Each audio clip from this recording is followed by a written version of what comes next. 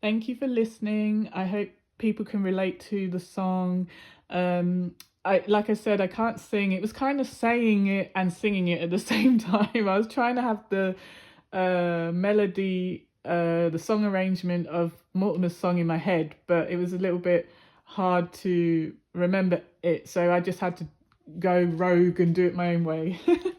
But yeah, the reason I felt like writing that is because there's so many people out there who are so lost and so broken. And, I was a lost, broken person, before, and I had to heal myself, because there really wasn't anyone to help me or heal me. I had to do all my healing from my childhood trauma, from my terrible toxic marriage, from terrible toxic friends and family and whoever. I had to do it all by myself.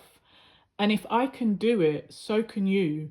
Because I was truly all alone at one point, truly all alone, like an orphan, like Oliver Twist, and there were times when I made mistakes and I went off with the wrong people because I didn't feel I could make it alone. And then those people took advantage of the fact that I was lost and alone and down and out and didn't care about myself, just like Fagin in Oliver Twist took advantage of the young boys who were homeless and parentless and, turned them into thieves and, got their hands chopped off because they were caught stealing. I don't know.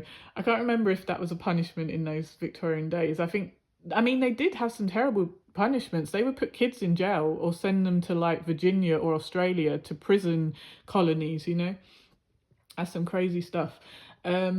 But yeah, like I just want everyone out there who's struggling to know that you can move forward and heal your trauma by yourself. But you need to be willing to start loving and caring about yourself again. I understand that when you get mistreated enough, you start to believe that, well, there must be something wrong with me because everyone's mistreating me, so I can't be good, or I can't be loved, or I can't be a good friend, or a good husband, or a good wife, or a good dad, or a good mum, because from childhood people convinced me that I was nothing, so I guess I must be nothing, you know?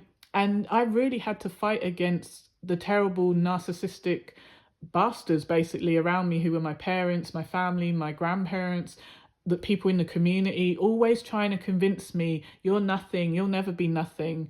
And now when I look back at those losers, look at them now doing nothing, sitting on their ass lazy or jobless or bad parents or just trash. They're trash now.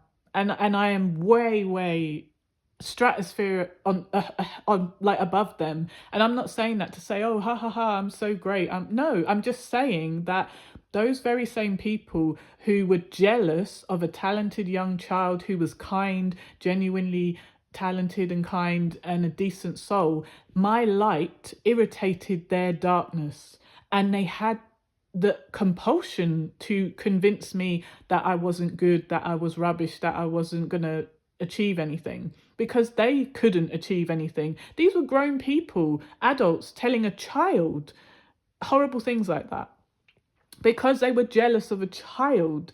And you think to yourself, well, this child is in a powerless position. Why are you jealous of the potential of a child? You're actually an adult who can go out and make a difference in your life and in the world.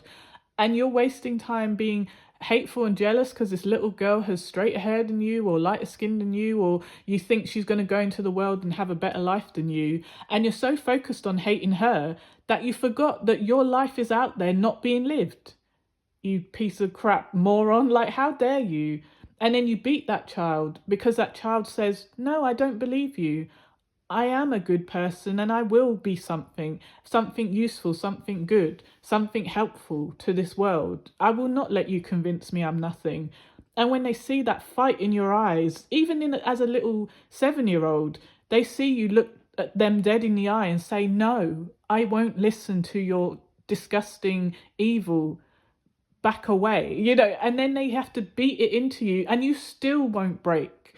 And that drives them crazy that, wow, I'm whipping this child with a belt every night and she still won't break. Because God gave me a spirit so unbreakable, even I'm shocked I'm still here. With all the trauma and the terrible things that have happened to me, I can't believe I'm still here. And there are days when I really think, oh my God, I don't want to be here. But then I pray to God and his angels and they cover me with strength.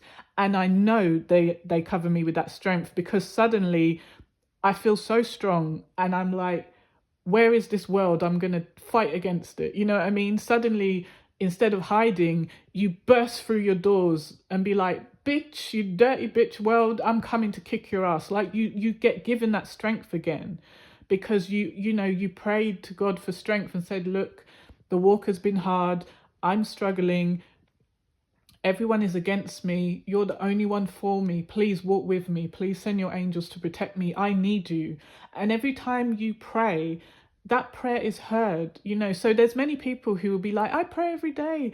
Yeah, but are you really a good person? Because just someone not practicing what they preach, you're praying and you're going to church in your little cheap suit and your little cheap blouse, trying to look like something special. You're a preacher, but you're having an affair. You're a preacher, but you're a paedophile. You're a preacher. You know what I mean? There's bad people out here pretending, using the cloak of religion, using the cloak of, hey, I'm a pillar of the community. And they're the most evil. They have the cheek to wear a cross when they're doing unbelievably hideous things, like Diddy. How many times you seen that Diddy wearing a cross, a crucifix, a cross, the Christian symbol? And then he's doing all this nasty, evil stuff that we all, people were gossiping about, and the rumors were there. And now everyone's coming out. Yes, I witnessed it. Yes, I saw it. Why didn't you say something? These people didn't even say, oh, well, because he threatened to kill me or my parents or my mum. These people just literally were like, I don't know why I didn't say anything. You know what I mean? Like, how sick is that? How can you call yourself a good person and you stood there and watched him do these evil things just because you weren't doing it? But the fact that you could turn a blind eye and that person begged you for help and you just turned your face. Shame on you. You're evil and you will get what is coming to you. You will get what you deserve. You get what you give, mother effer. I can't stand these evil people. I'm so sick of it. And then you get people in this world who do other weird shit, like go out of their way to hurt decent people. They will seek out decent, kind souls. These people are usually the messed up ones who have mental issues like narcissistic personality disorder. It's so ridiculous how this disorder makes these people seek out others to destroy. It's like a compulsion. Like, I have OCD, right? So I'm very fussy with germs and cleanliness and tidiness, and things have to be straight in a certain way. I have to do things in a certain way, or my brain, the condition will be like, why didn't you do it that way? Why didn't you do it that way? Why aren't you turning the light switch on and off 10 times, stupid shit. And then you could be standing there in the dark. You just turned the light off. It's nighttime. The whole house is dark. And then your brain goes, is the light off? And you're like, bitch, of course the fucking light is off. We're in the darkness, yeah? Do you think the light is off or not? Why are we in the darkness? I can't even see my hand in front of my face. What are you talking about? And you'll almost argue with your own condition. Like, what are you talking? So then it will nag you so much to say, I don't think the light is off, or I think the light switch is halfway stuck, so I need you to turn it back on and turn it back off to make sure the switch is off. That's how effed up some of the OCD, obsessive compulsive disorder, can make you. I'm lucky that mine is not as bad as some other people. Like, there was a girl on a program in England that was like aired on, I think it was like the BBC. It might still be on BBC iPlayer, which is the British online TV thing. And the poor girl, she was like an English girl. She said her OCD is so bad that if she accidentally burnt her hand on the side of the pot that was hot on the cooker, her OCD would tell her, burn yourself 3 more times. Like, how sad is that? Like, she was afraid to tell her mum because she felt mental, And then one other lady couldn't even leave her house because she had to literally check every, I don't know, what was it? What do you call it? The thing you plug your plugs in, the socket, the electric socket where you plug, all your appliances, household appliances in. She had a big house, right? And she had to go around and check every single one and switch the switch on and off. And her brain wouldn't let her leave until she did that. I mean, there are some things that are helpful. Like my brain will say, "Did you lock the door?" As in front door of the house. That's important. I want to double check that, triple check that even, because if you for some reason pulled the door to but didn't do the double lock, someone could get in easier. But if you do the mortised lock, the deadbolt, the extra locks, it helps secure the door, even though they could just break the window and come in. But it's like, it's so weird how we're all like, bolt the door, and then someone just breaks in the window, you know, or people are just leaving their windows open. Like I've never, when I like living in London, I'll never open my windows if I'm on the ground floor. I don't care how fucking hot it is.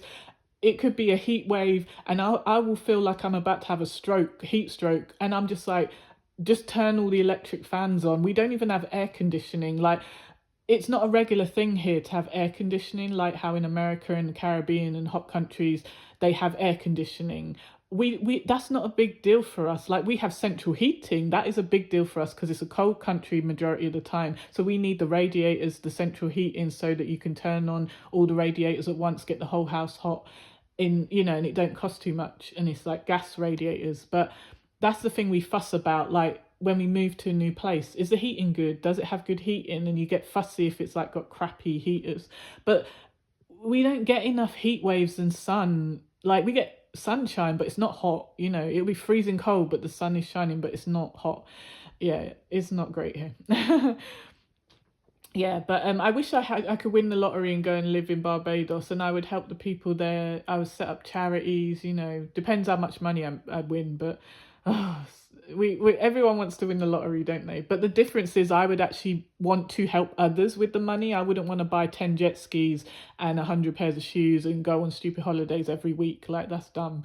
And then those losers even don't even have the money for very long. Imagine like you, what is it, you say if someone got 50 million and within 5 years they've blown the whole lot because they've gone on first class plane trips constantly every month or more, or they've bought ridiculously overpriced properties, or you know, bought ridiculous cars, too many ridiculous cars, and it's all so much money that by the time that 50 million is wasted on giant purchases, giant amount of money, you know, things that cost a lot, you know, it will be gone within 5 to 10 years maybe. That's crazy. Like, well, I'm even giving them a long time. Some losers can blow money like water coming out of a tap. Like, it's so ridiculous.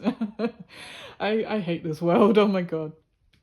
But yeah, so I hope I gave people a giggle, you know, give you a giggle with my bad singing, my bad talk singing, me saying tings instead of things, or me saying true instead of through.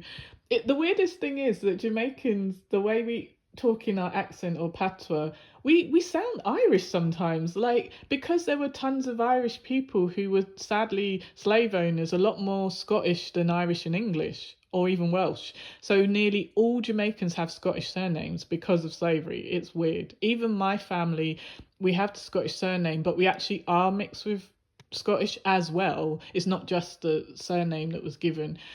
But it's weird, like, yeah, it's a sad reason why we have these names, yet we're attached to them because everyone's attached to their name. But then when you look back in history, you're like, yuck, this is a slave name. But then unfortunately, your identity is already woven into this name. I don't know, it's fucked up. The world is, just, I don't think the world's going to get much better. And that's why you have to be brave. You have to be tough. We can't just be sitting around saying, well, maybe if I sit in my mum's basement and never come out, the world will change and then I'll come out. No, the world is not going to change for the better. There is too much corruption. The people in power, if the people in power are corrupt, why is the rest of the world going to change? You know what I mean? Like, there's a lot more bad people, I would think, in the world, looking at what I've seen, than good people. That's why it's so important when you come across someone who is good and kind and genuine, don't fuck it up. That is my advice to you. If you are a stupid person who will literally see a beautiful, kind soul and insult them, play stupid games with them, let them down, make fake promises, you are pathetic, because all you did was shoot yourself in the foot and literally blind yourself, because now you are never going to be allowed to see that person again, because that person is going to see that, oh, okay,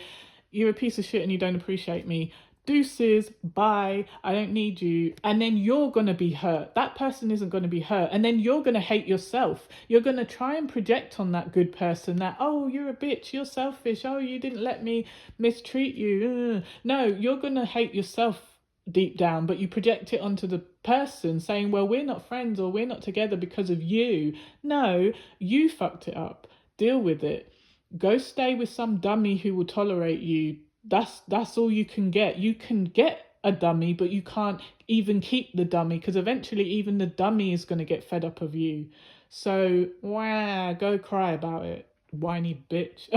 Sorry, that's for all the people in the past who have ever come into my life and tried to abuse me even when I was nothing but nice to them. F you. Go suck. No, I won't be too vulgar. I was going to say something really vulgar then, but what I should say is, God bless you, I wish you well, but I'm not in that headspace. I'm more like, where's a catapult, because I'm going to catapult a cow shit that just hits them right in the face, you know. But no, but you know, deep down, all you have to do is be yourself, and anyone who treats you badly, get them away from you. But you don't have to change to fit in with them. They should want to change to be around you, because you're a good person, right? So why am I gonna care that I don't fit in with the scum of this world? I don't want to be like you. I don't want to fit in with you. I don't want to resemble or act like your dirty ex or your dirty hillbilly trailer trash friends. I don't want to be like them. That is not me. If that's you and you're low down in the dirt and stupid and you like toxic things where people beat the crap out of you and then you run away and then you run back to them and forgive them and then they treat you worse, that's your life. Deal with that, but don't try and drag me into it. That is your fuck up. You're a fuck up. Deal with your own life. Tried to help you, tried to help so many people, and now your punishment is you don't get to have a good person in your life. You don't get to have a true earth angel, a true solid decent human being who cared about you. You don't get that now. Now you get the karmic, the bad people, the people who treat you like shit, the people who will feed your addiction, the people who laugh at you behind your back, think you're a moron, but they tolerate you because they're low vibrational, you're low vibrational. And eventually you'll either end up completely alone because all the good people have left you, and then you will just gravitate to the scum, because the scum are the only ones who will tolerate you because they are scum as well. And I feel sorry for you. I genuinely do. And I'm a pray for you. Don't worry. I'm a pray for you, even though you never will get to speak to me again. Never, ever, ever, ever. So, but I'm a pray for you though. When I'm praying for myself and I'm praying for the rest of the world, you are part of this world. Even though you choose to F up your life and hurt good people, you know, it's you chose it. You know, you get what you give, mother effer. You get what you give. You know what I mean? And at the end of the day, if I give kindness and I get abuse back, then I'm off. I'm not going to waste time. Anytime I let someone get away with something, it was only because I was testing them to see, okay, are they just having a bad day, or are they actually a lunatic, a deranged, narcissistic psychopath? What's going on here? Oh, they've got trauma. Okay, is it the trauma that's creating this bad behavior? You know, I'm analyzing you. I got a bloody psychology degree, so I'm analyzing you. And even if it takes me a few weeks to say, yeah, this person's a lost cause, move along, you know, as we say in London, jog on, get away from us, you know. So yeah, but at the end of the day, I ain't crying over no loser or no evil, nasty-hearted, deranged psycho. You know, anyone who they latch onto next can have them, and I feel sorry for that next person, because if they're not intelligent, they're going to allow that person to take away their happiness, their light, degrade them, you know, make them feel bad about themselves, you know, provoke them. But the joke's on them, because they might provoke a psychopath and then get their ass kicked again. But I guess you get what you deserve. So, like I said, you get what you give. Anyway, take care everyone, and thanks for listening, and have a look on the rest of my videos in my channel. There's lots of different uplifting videos and fun videos, and just have a little look, and if you like anything on there and it made you laugh or made you think, just give a like and share and subscribe. And God bless everyone, and take care. Bye for now.